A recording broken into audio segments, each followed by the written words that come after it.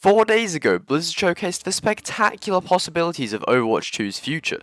Flashpoint, PvE, Hero Mastery, and more. The future of this game could be incredible, but it could also be absolutely miserable?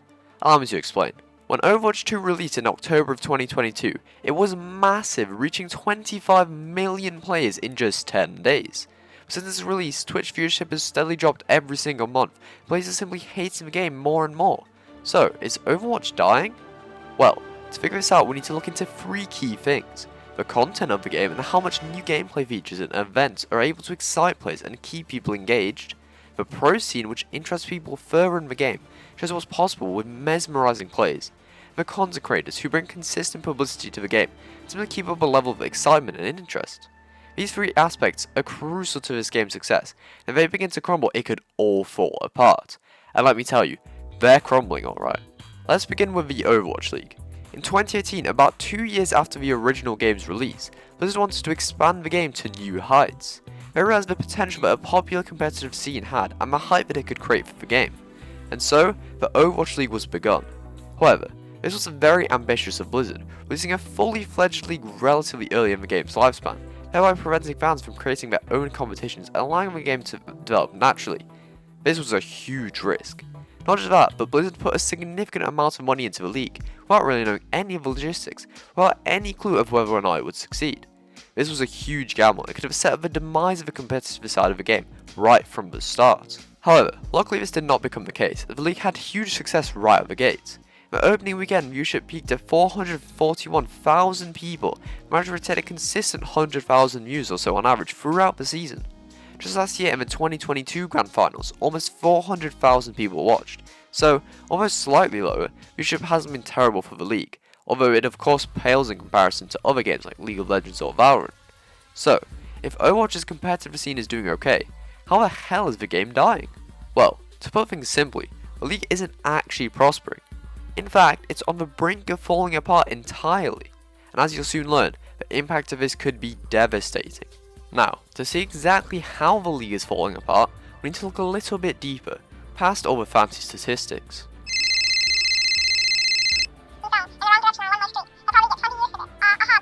Wait, you're telling me we don't? In fact, the problems are staring us right in the face. If you've watched the Overwatch League in previous years as well as now, you may have noticed something. More specifically, an entire team is missing. For several years now, 20 teams have competed in the league, but this year there's only 19. This is because one team has pretty much disappeared off the face of the earth, this being the Chengdu Hunters. Now, this may not seem important just yet, but believe me, this is bad. Firstly, Chengdu was a Chinese team. In January early this year, Blizzard's contract with NetEase expired, with no intention of renewal. What does this mean exactly? Basically, you're no longer allowed to play Overwatch or some other games such as World of Warcraft and Hearthstone in China. This seems to be a pretty big reason as to Chengdu's departure, although not the only one. It's clear it was too difficult to get around this restriction for them, and understandably so. The 3 other Chinese OWL teams are still participating in the league somehow, likely thanks to Blizzard's prior arrangements, but they may also be doomed to leave next year, and this would be especially devastating since China makes up the biggest proportion of viewers worldwide. But you see, there's another issue here. So, there's this little thing called money. We all want it, we all need it, but that's something which OWL seriously lacks. It doesn't make enough money. Following the allegations made against Activision Blizzard in 2021 for sexual harassment and the ending of the league's exclusivity deal with YouTube, OWL currently has no sponsors or exclusive media right deals in the West, so it really can't make money, especially following the setbacks of COVID. But more importantly, this means that the teams themselves don't make nearly enough, since Blizzard obviously wants to keep most of anything they do make for themselves. In January of 2023, trusted esports journalist Jacob Wolf reported that most OWL teams have hired the British law firm Sheridan's in an attempt to negotiate better terms for Blizzard following high operating costs and lackluster revenue. If this doesn't work and Blizzard isn't able to keep these teams satisfied, even more will surely leave next year, such as the LA Gladiators. So, why does this actually matter? Well, although esports may not directly benefit game companies in terms of profit, they are key to the longevity of the game. Competitive sides to games such as Overwatch have a huge impact on publicity and retaining and engaging fans, so the loss of it would be devastating. The death of the league would at best set this back by several years and at worst destroy it entirely. That's exactly why you should hit that like button real quick. Not only does it help to support the channel so I can make more videos and hopefully raise a little more publicity for the game, but but it would also help this video to raise awareness to try and save this game, and as you'll soon realize, the game really needs it. But okay, games don't necessarily need an organised competitive scene to be successful. Games can bring value and joy to casuals nonetheless, especially through things like PvE and campaigns. You all know how that's going. In 2019, Blizzard announced Overwatch 2 at BlizzCon, saying that there would be a fully fledged campaign with a skill tree and all. People were unfathomably excited for what this could bring. Then they basically cut off all live service from their game for over 2 years. Overwatch players were angry and confused. Why announce a sequel with so much hype and then go silent for years whilst also letting your old game die? But at least there was hope. At least the game would be spectacular upon release. Blizzard's motto had always been to perfect and polish their games, so when it came out, Overwatch 2 would all be worth it. October 2022, a release of Overwatch 2. A cataclysmic failure. Following all the hype which Blizzard had built up for years, without much effort may I add, they released Overwatch 2. We thought we were getting like 10 new heroes. Nope, only 3, with one in the Battle Pass. A new mode? Well, at least we got that, but boy does nobody like it. New maps? We got a few. But most of all, PvE, a mesmerizing campaign which could bring an entirely new experience to the game. Delayed. Somehow, after all the suffering players had been put through, the game had hit an all-time low. This one, players weren't even mad, they were just tired of the stupidity. Spring branded as an entirely new game where the only real change was that tanks couldn't even duo anymore? But believe me, it got worse, and this leads us into about 5 weeks ago. On his YouTube channel, Play Overwatch released a dev talk hosted by Mr. X. Following half an hour of random talk, they dropped the news which would devastate the community yet again. With everything we've learned about what it takes to operate this game at the level that you deserve, it's clear that we can't deliver on that original vision for PvE that was shown in 2019. What that means is that we won't be delivering that dedicated hero mode with talent trees, that long-term power progression.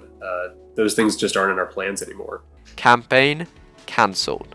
Sure, there'll be minor PvE missions created in the future, and the displays in the latest dev talk didn't seem terrible, but that spectacular experience which Blizzard had been crafting this whole time simply gone with the wind. And this catastrophe also had some shocking after effects. What was that third aspect again? Which keeps the game alive? Oh yeah, the content creators. Yeah, well that side of things is falling apart now as well. Not only are there fewer overall channels now across platforms creating content for the game than before, but even large creators are beginning to depart. 4 weeks ago, Samita released this video detailing how he has finally decided to leave the game. This man has legitimately been making content for this game for over 5 years, so seeing someone as dedicated to him finally deciding to leave is not a good thing. If more people decide to follow in his footsteps, it could cause this game to do nothing but fall to the wayside and simply be forgotten. So, it seems like Overwatch really is dying, but let's not be all negative here, there's still hope. According to Blizzard, the game's monthly average player count has increased every single month, so although I'm not exactly sure how that's calculated, clearly casuals still play and enjoy the game. Maybe it's just the hardcore players who have an issue with the game. If it's still growing, there is absolutely still a chance to keep this game alive. So, how can it be done? Let's begin with Al. I'll begin by suggesting to the league to stop streaming exclusively on YouTube. Hey, I mostly just watch YouTube, I'll admit it, it doesn't matter to me, but they no longer have a contract, and so to maximise viewership they should stream on as many platforms as possible. Furthermore, maybe they should try to change their model entirely. Clearly it isn't profitable enough, so maybe it's time to change. I can't come up with any specific suggestions on this one, but it's just an idea. In terms of the content, well, we can only hope that Blizzard delivers. This new content releasing in Season 6 and into the future better be good, as otherwise it will spell the death of this game. And when it comes to content creators, retaining them also relies on the good content that they could create something about. So far it isn't looking too bad, and new experiences such as Flashpoint truly do excite me, but if it doesn't end up working out, I don't blame the devs, and you shouldn't either. They put their hearts and souls into these games, even more than we do. We can only blame the higher-ups who caused all these issues in the first place, for their greed and their lack of willingness to give the devs the support and personnel needed to deliver on the promises made. All I can do at this point is hope, and keep making content about whatever comes out of this game. But at least Blizzard have done one thing right, and that was in their creation of Brian. What an incredible hero, right? I'd definitely go check out this video about his lore and history if I were you.